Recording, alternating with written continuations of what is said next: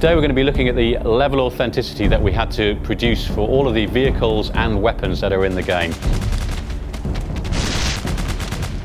Now, I love guns, but how many of you have actually handled a real gun? I can tell you one thing, it's not like an air gun or anything like that.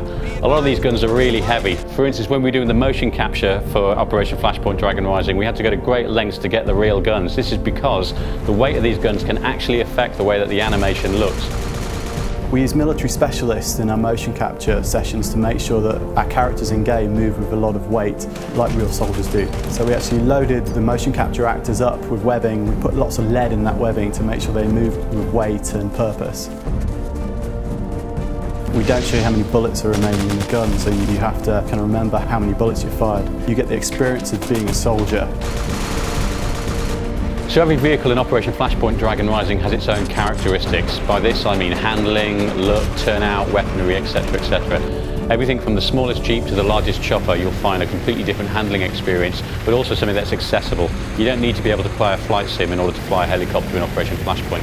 So when you're driving a 55-ton tank, that's going to feel very different to something like a DPV, which is a very light, agile vehicle.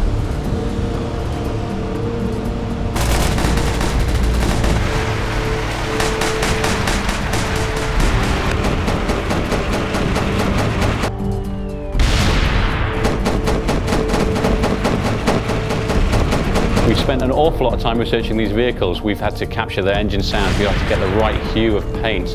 We've also, of course, had to take these brand new vehicles and actually beat up and weather them.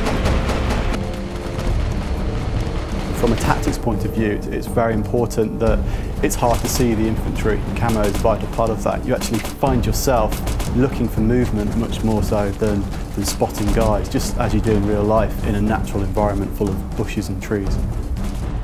We wanted to make the game different than all the other shooters out there. In this game you're not a bullet sponge, so we wanted to make the damage model as realistic as possible. The damage in Operation Flashpoint is pretty gruesome. It's pretty much realistic, so if you get hit by a large round, you're very likely to have serious trauma to your body. The visual point of view represents damage in several different visual stages. You've got blood that seeps through the clothes, then you've got catastrophic damage, which is actually losing of a limb. So you could have your head blown open, your torso opened up, you could lose a leg or an arm. And this is all represented and modelled realistically.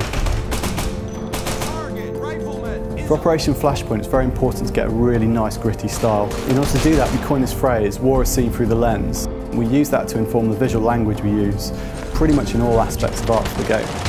We use reportage photography, very striking black and white war photography that you've seen for all conflicts from World War II, Vietnam to modern day conflicts. That's typically very high contrast, black and white imagery, very striking. We use that to directly inform the look of the front end.